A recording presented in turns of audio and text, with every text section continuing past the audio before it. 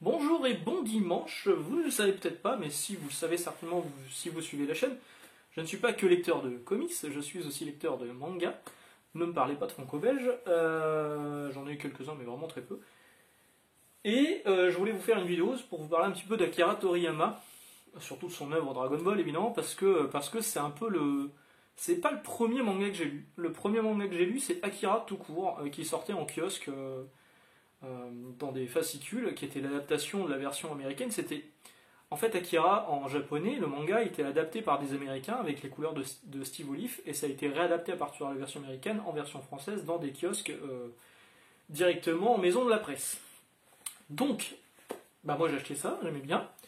Et puis un jour, moi j'étais fan du Club Dorothée, hein, j'étais un ado, j'adorais Dragon Ball, je savais pas qu'il y avait toutes ces histoires de censure, machin, tout ça, et un jour, je vois passer une annonce, attention, un peu comme les collections Hachette qu'on connaît aujourd'hui pour les comics et d'autres trucs, ou Altaïa ou machin.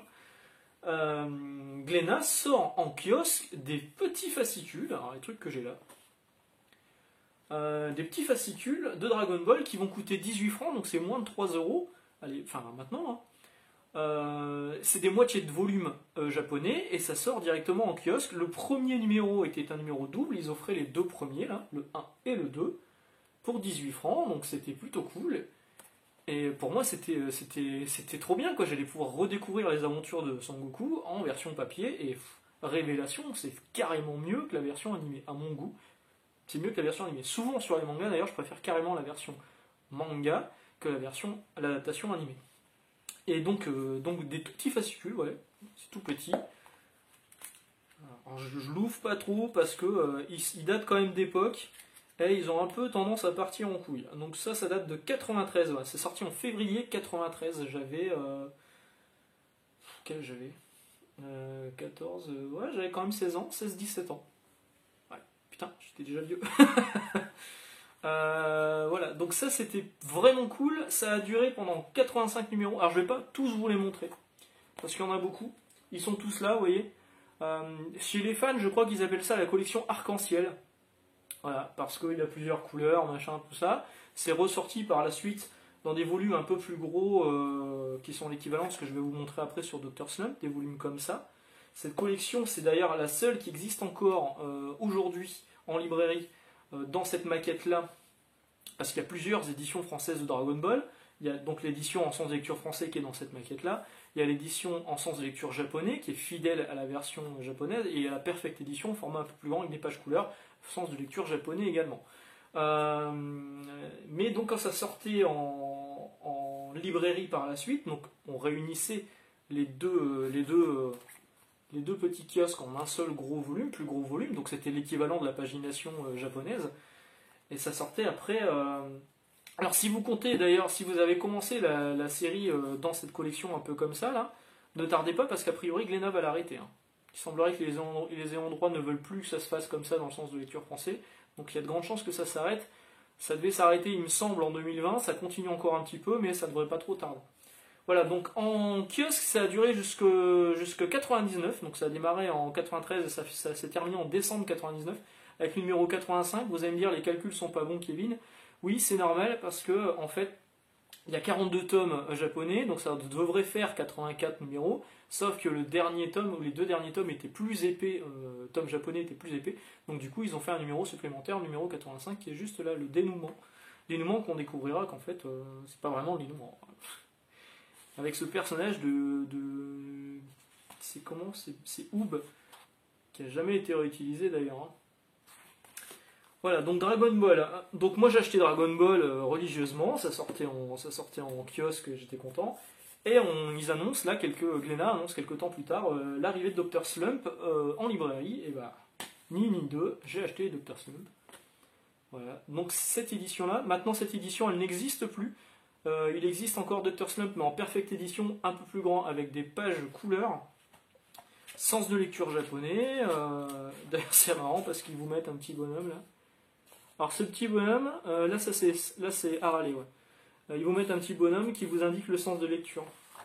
Et à la fin, ils vont mettre un gros avis au lecteur, stop, tu t'es trompé, ça se lit dans l'autre sens. Voilà, donc cette collection, moi je l'aimais bien des Dr. Slump. C'est hyper beau, hein. Enfin, j'aimais beaucoup plus Dr. Slump, la série, elle est vraiment cool. Ça, c'est disponible, je vais vous les montrer rapidement. Nous, on était vraiment au taquet à l'époque, hein, sur les mangas avec mon pote Jérôme. 40 francs. 40 francs, il y a encore le prix. Hop. On était vraiment au taquet à tel point qu'on avait, on avait monté, enfin c'était l'idée de Jérôme, hein, c'est Jérôme qui avait monté ça et moi je venais rédiger un petit peu avec lui là-dedans. On avait monté un fanzine. Ce qu'il faut savoir, c'est qu'à l'époque il n'y avait pas internet comme aujourd'hui, hein. Et pour s'échanger des infos entre 38 francs entre fans, et ben, ça passait par un magazine qui s'appelait Okaz principalement, qui faisait des articles de Japanimation et qui aussi était un peu pour mettre en lien, il y avait des petites annonces, et il y avait aussi pour mettre en lien des fans de manga qui se retrouvaient dans les premiers festivals cartoonistes, ce genre de trucs. Et nous, on avait monté un fanzine qui s'appelait Manga à demi, j'ai quelques maquettes là que je vais pouvoir vous montrer, qui marchait bien, hein. On monté ça avec 3 potes. Il y avait Vince, il y avait Puck, et il y avait Jérôme et moi. Numéro plus épais, le 17, et enfin le dernier numéro, le 18, juste là.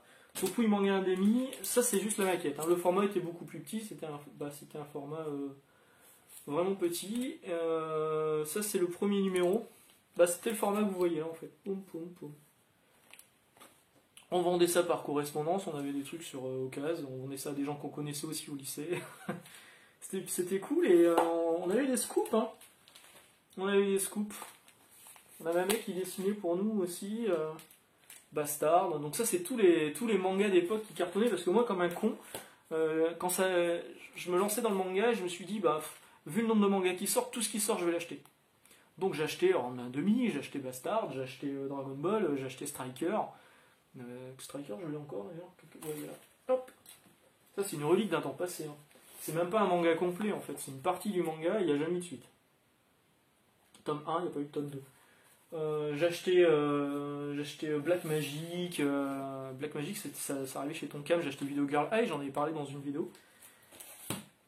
Et au bout d'un moment, je me suis rendu compte que je pourrais pas tout acheter, donc il a fallu faire des choix. Et évidemment, c'est resté à City Hunter, hein, quand c'est sorti chez J'ai lu, voilà, c'était très très bien. Mais on va revenir sur Akira Toriyama. Donc nous, on avait lancé ce fanzine qui s'appelait Manga à demi.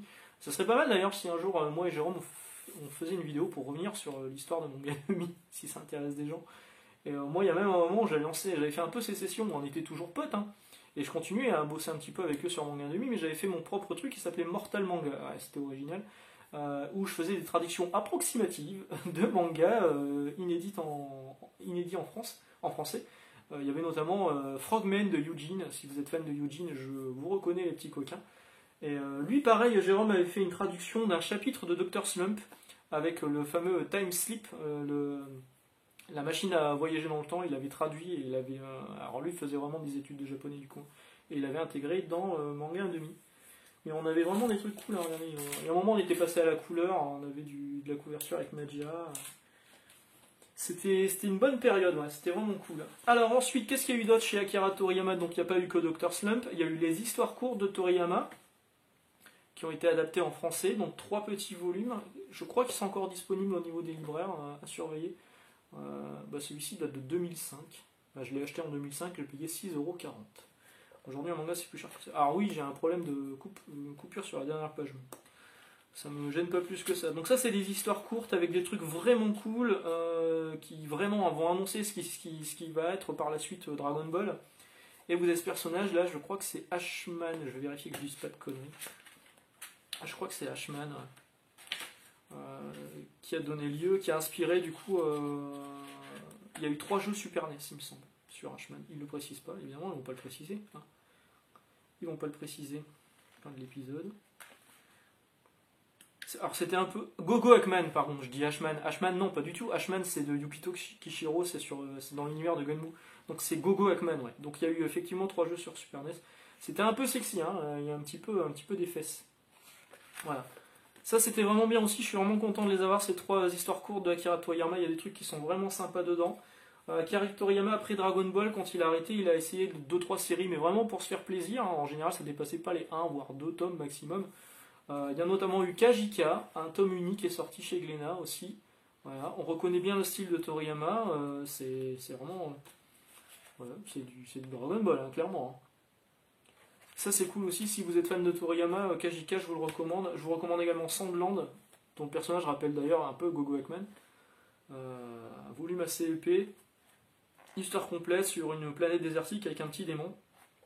On reconnaît aussi l'amour de Toriyama des véhicules, les tanks, les motos, les avions.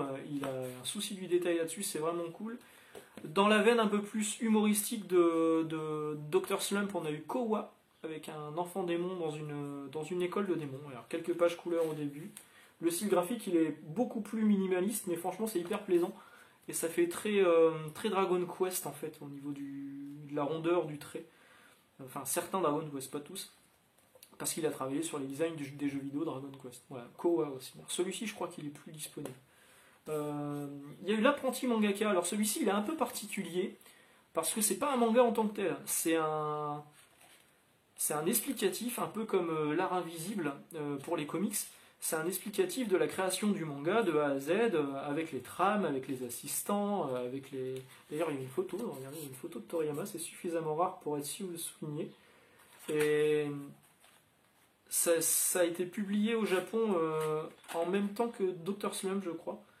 Donc ça date il y a une paire d'années, et nous en France, on a eu le droit à tous les numéros manga avec un... Essayez d'appeler ce numéro, voir si ça existe encore. Numéro surtaxé à 2 francs 23 la minute. Ah, putain, ça sympa les gars. Ils mettent pas les trucs si voilà. Donc ça date de octobre 97 et ça date de 84 au Japon. L'apprenti mangaka. L'apprenti mangaka. Si vous voulez vous lancer dans le manga, c'est peut-être pas mal hein, de lire ça. Plus de ça, enfin c'est du Toriyama donc il n'y a pas grand chose à acheter. Ensuite, qu'est-ce qu'on a eu chez Toriyama? On a eu une Echo Majin, il est revenu dans l'univers de Dragon Ball, il est un peu Sunfade j'ai l'impression. Un numéro un peu plus grand qui fait penser au numéro à la collection Deluxe de Dragon Ball, la dernière collection en date. Ça a un rapport avec Dragon Ball parce qu'à la fin, il y a des personnages, il y a Freezer, et il y a des personnages de Dragon Ball dedans, parodie de Dragon Ball par Akira Toriyama. Franchement, c'est plutôt cool. Il y a un moment... oh putain. Ouais. Il y a Goku dedans. Voilà, il y a Goku à la fin.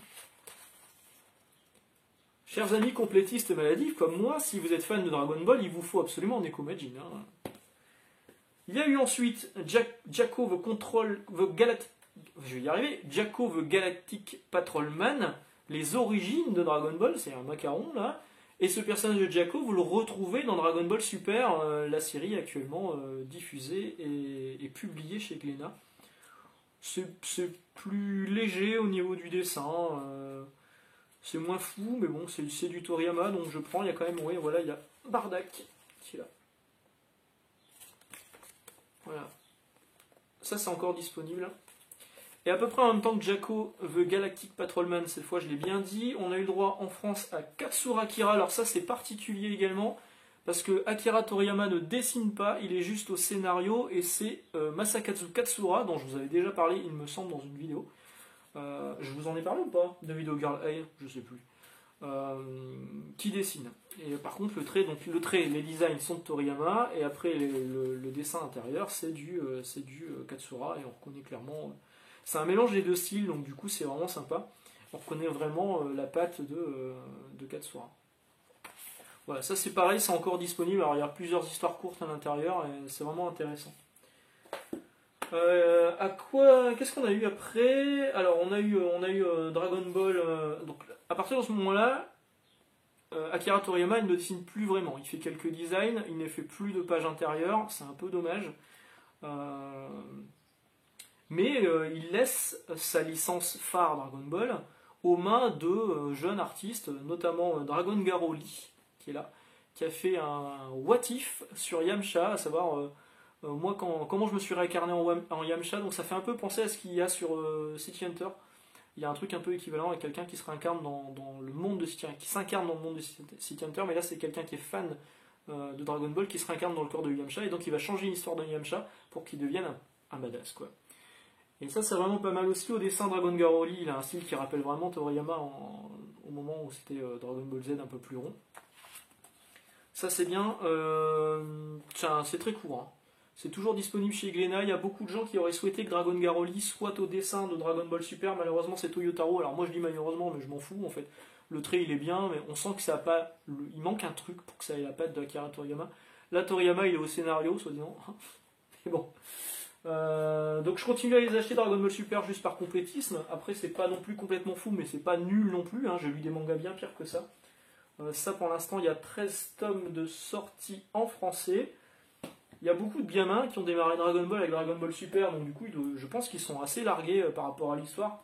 Vraiment, si vous voulez découvrir Dragon Ball, il faut démarrer par Dragon Ball tout court, hein, quand il est enfant. Et puis, ce qui est bien, c'est que les personnages grandissent avec le lectorat. Hop, il va falloir que j'accélère un petit peu parce que je vais bientôt être à court de temps. Le numéro 13, je n'achète pas les animés comics en général parce que c'est des histoires hors série, mais là, ces deux animés comics là, ils ont été validés par Toriyama, c'est d'ailleurs lui qui est au scénario, on en parle d'ailleurs dans Dragon Ball Super. Donc la résurrection de F avec la résurrection de Freezer et Dragon Ball Broly avec la version officialisée de Broly par Toriyama, pas la première version qu'il y avait eu dans un des films. Donc c'est à peu près tout ce que j'ai en Toriyama au niveau des mangas. Après j'ai quelques trucs un peu bonus. Jump Superstars, donc c'est des cartes postales, c'était sorti pour la sortie du jeu Jump Superstars. Je vais pas l'ouvrir parce que franchement c'est galère à ouvrir. Mais le personnage Dragon Ball et Sangoku est très présent dedans. Donc Jump Superstars et Jump Ultimate Stars, c'est des cartes postales à l'intérieur. C'est un recueil de cartes postales. D-Sport Fighters, je vous en ai déjà parlé, ça n'a intéressé personne. Après, il y a Dragon Ball The World, qui est un artbook de Akira Toriyama que j'ai acheté au Japon, avec les pages couleurs. Il y a du Slump, il y a du Dragon Ball. C'est vraiment très très bien ça, Dragon Ball The World. Pour l'instant, je crois que c'est une idée en français celui-ci. Dragon Ball Complete Illustration, pareil, c'est un artbook. Alors ça, il y a plusieurs volumes, mais moi, il n'y a que le 1 vraiment qui m'intéressait parce que c'est vraiment celui qui a toutes les illustrations. Ça existe en français, ça. D'ailleurs, Glénat a annoncé que jusqu'à présent, Glénat en avait sorti 2 ou 3. Ils vont sortir tout est en cours de traduction actuellement chez Glénat. Voilà. Hop là. Donc j'ai vraiment que le volume 1 parce que c'est celui qui a toutes les illustrations. En illustration, j'ai également les illustrations de Dragon Quest, le livre collector par Akira Toriyama, dans un superbe fourreau, hein, 30e anniversaire. Ça c'est hyper classe, je vais pas vous le sortir, mais vraiment c'est très très bien. C'est sorti en français, je crois que c'est disponible en français chez Madabooks. Et voilà, j'ai quelques figurines. D'ailleurs, il y a Akira Toriyama se représente souvent comme ça, comme ce personnage qui est là. Voilà, quelques figurines que j'ai. J'ai une capsule corp, c'est en fait un stylo. Truc de fanboy quoi, hein. J'ai une Harley qui est juste ici. Truc classique. Et enfin, donc si je vais m'arrêter là. Si vous voulez découvrir un peu plus l'univers de Akira Toriyama, vous avez la chance d'avoir des livres qui existent actuellement. Vous n'êtes pas obligé de faire comme moi à l'époque quand j'étais ado et d'acheter en loose day le Club Dorothée histoire d'avoir quelques infos exclusives et de découper des trucs pour mettre dans les fanzines, etc., etc. Non, il y a un truc qui est vraiment bien. Il y a plusieurs récits sur Dragon Ball. Il y en a certains qui sont pas top. Il y en a un, je crois que c'est chez 404 que j'ai pas aimé. Non, c'était chez Phare d'édition que j'ai pas aimé. Il y a celui-ci qui est sorti chez 12 bis par Olivier Richard qui était un fan de Dragon Ball de la première heure. Et c'est très bien illustré, c'est hyper bien expliqué, bien raconté, toutes les relations qu'avait Akira Toriyama avec son éditeur, les raisons de l'arrêt, les trucs un peu inédits, voilà, quand il a fait des designs de maquettes. Ça c'est vraiment très très bien, je vous recommande fortement si vous voulez découvrir l'œuvre d'Akira Toriyama de vous plonger dans le maître du manga par Olivier Richard, c'est vraiment très très bon. Et puis il ne me reste plus qu'à vous souhaiter un excellent dimanche, une excellente journée. Si vous voulez que je continue à faire des vidéos manga, dites-le moi dans les commentaires. Et puis on se retrouve bientôt. Ciao!